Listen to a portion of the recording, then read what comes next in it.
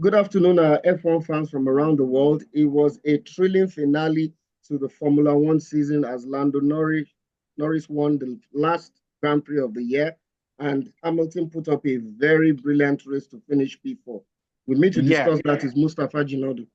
thank you. I'm pouring this for our ancestors because Hamilton's almost 40 years old, so he's almost dead. Hamilton's libation. This is a libation for Hamilton. Okay, so let's get down to it. Hamilton had a disastrous qualifying yesterday, in which he was unfortunate to hit the, what do they call those plastic things? Bollard. A bollard. Yeah, another fancy word for some kind of plastic. I call it a cone, but it's not cylindrical like a cone. It's not shaped like a triangle like a cone. Anyway, so well, a cone is a cone. A cone is triangular, kind of, right? Yeah. Anyway, so we get back to what happened. Yeah, so he had a bad day, and it looked like his season was going to be come on a very horrible end. But he had a fantastic race today and came into P. I think he finished P4. So he Yeah. started off in P16 and ended P4, passing Russell. So what we want to do is take a look at how he won. The way that he won this race was that he started off on the hard tires and finished on the mediums. The other drivers who were ahead of him at the front used a better strategy for being at the front by using a softer type of tire. They started off on the medium, whereas he started off on the hard, and they ended up on the hard. They ended up on harder tires. But what Hamilton did that won him this race was that he went 36 laps on the hard tires. And on the mediums, everybody else, like Russell and the front runners, went 22. So it means he had about a 14 lap advantage in fresh tires, which were also softer. And with some accidents and chaos, he was able to cut the lead and beat George Russell. Fantastic ending for Hamilton. Everybody knows that me, I can't speak for you, Fabi. For 17 years, I've been a Hamilton hater. But now that I look back, to be honest with you, thank God for Hamilton because he's been great for the sport. And without him, there wouldn't be some of the narratives that we've had. And he's a warrior. 7 titles, and he ended up on a bright note. When they showed Toto Wolff, even Toto Wolff looked like he wanted to cry. I wanted to cry. Hamilton got down on the knee, and we all know Hamilton is a softie, so we know he cried. But he's Yeah, a great guy. yeah. We had a It's clap for it. quite What do you have to say, emotional. Afolabi? What do you have to say, Yeah, I Afolabi? agree with you. It was a brilliant finale to the Formula One season, P finishing P4. And one interesting thing was that he knocked down P4 by overtaking George Russell late in the Yeah, yeah, race, yeah, and yeah. it was so interesting and very colorful. He performed a celebratory donut before congratulating Norris and McLaren. It was Spinning phenomenal. around, yeah, with the Yeah, yeah. fire. It was a brilliant finale to a very And also, and what's his name came third, I think, Leclerc. So yeah, it's the going to be came interesting because he's third. going to be teammates with Leclerc Leclerc, came and third. also Leclerc came from the back of the grid to Yeah, come third.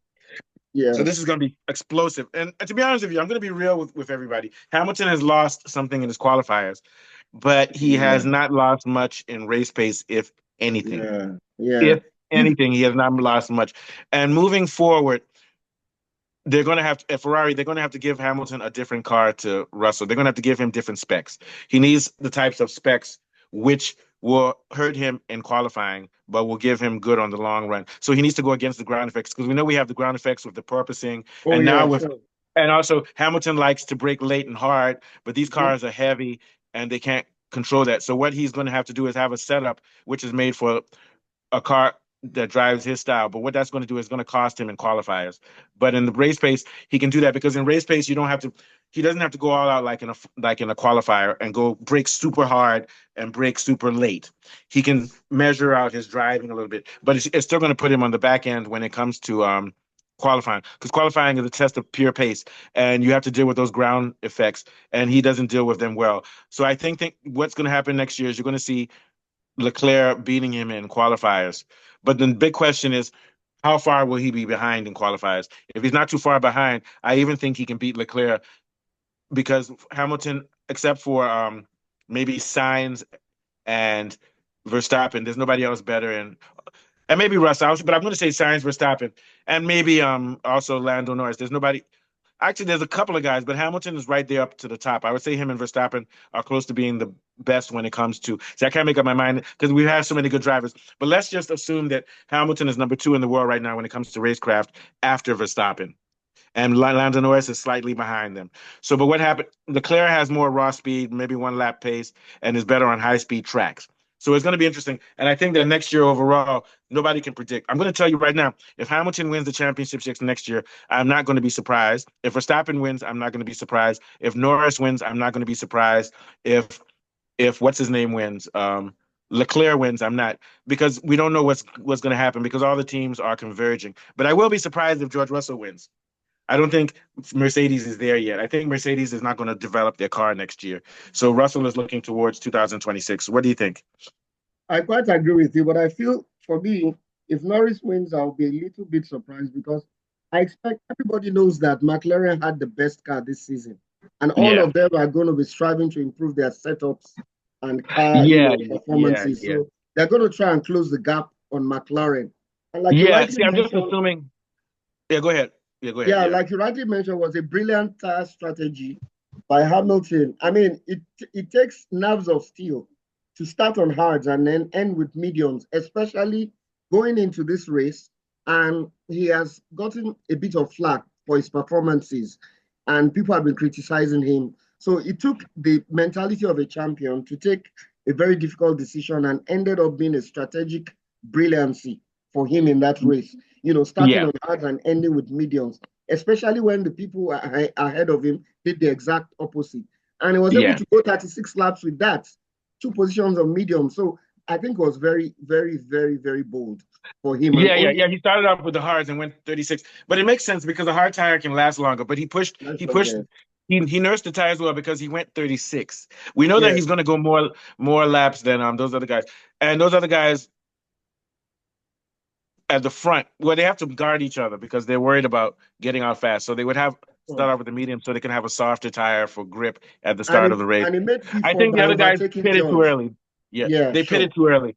Okay, well, they don't care. So, for example, what I mean is that Russell should have stayed out longer, but not Yeah, Leclerc and the other guy, not Norris, because Norris is not worried about Hamilton. So I think Russell made a mistake by not staying out hard longer when he had the mediums. He should have tried to stay out a lot longer. You get my point? Yeah. yeah, Now I sure. don't want to add this part, but I have to add this part as an analyst. Yeah. Um, Maybe Mercedes was trying to make up for how badly. But as an analyst, I have to say it. And there was maybe they said they played that strategy on purpose to let Hamilton end properly because there's a lot of bad press about Mercedes now. Oh, sure. Absolutely. Toto Wolff has been Especially admitting because that of Hamilton. Yeah. he's been experimenting with Hamilton's car. So maybe he wanted to do this to make up for the bad stuff. Because there was a radio on the radio they told Russell um, uh, Hamilton might pass you. Let's keep it clean. To me, that might be a code word for our boys, let Abu to win. I'm serious, Yeah, sure. and I hate Sure. to You're say that, absolutely and right. I'm not saying that that's the Yeah. case, but it's like a fairy tale ending for Hamilton. Of course. And Like a choreographed ending. Yeah. yeah, and when I say this, I don't want people to be mad at me because I don't know that's the case, but I have to be analytical because Of it's a course. perfect ending, Of and I think in course. general, this year seems to have been scripted in F1 overall For sure. by the Absolutely. FIA because they're going to make millions of Absolutely. dollars by Hamilton doing the donut and having everybody in the crowd. But Of course. that's I just agree one with you. theory. It's one Yeah. theory. At the end of the day, Hamilton is still top 3 in the world when it comes to racecraft and race trim. I'm learning the words. I've been doing Formula One for 36 years. You've been doing it for about 20. We're still trying to learn all the fancy words like race trim and stuff. But yeah, Sure. you get what I'm saying. But next year is going to be a bloody season. That's all I have to say. Yes, Any it's last going to thoughts be. on Hamilton or anything in general before we head out? Yeah. Oh, basically, I just feel Ferrari are going to be forced to reckon with next season. So also will be Red Bull. I think Red Bull is going to do a lot on their car. Although we're not sure who's going to replace Checo, but I think it's Antonelli Yeah. replacing Hamilton in Mercedes. I guess Antonelli. I think that one is nailed on now. Oh yeah, that Antonelli is there. I can't wait. The young boy Yeah. going to go through fire.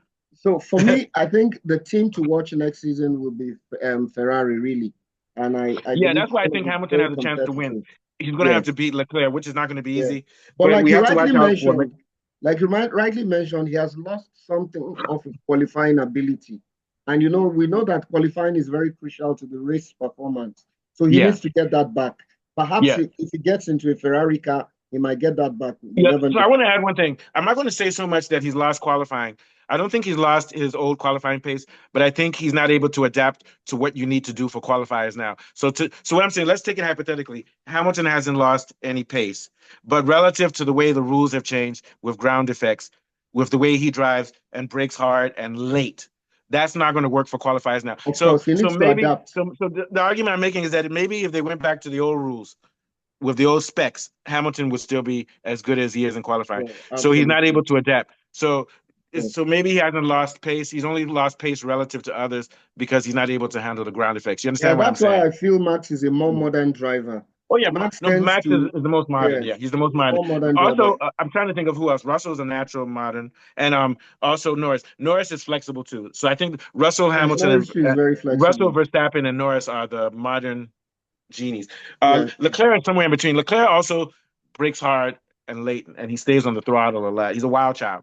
He's very wild, but he's very fast. So yeah, take us out, Afalabi. Thank you very much. Yeah. Okay, it's been a brilliant review to the end of the season between me and Mustafa. Congratulations to Lando Norris. He led from start to finish. And of course, from P16 to P4 is no mean feat by the seven-time world champion Lewis Hamilton. And from me and Mustafa, have a wonderful evening. Hold on, you are so disrespectful. Hamilton's 40. You're supposed to say bye bye Hamilton. Bye Baba bye Hamilton. Hamilton. Absolutely. Baba All right. Have a Hamilton. good one, Afalabi. Good one. All right. Yeah.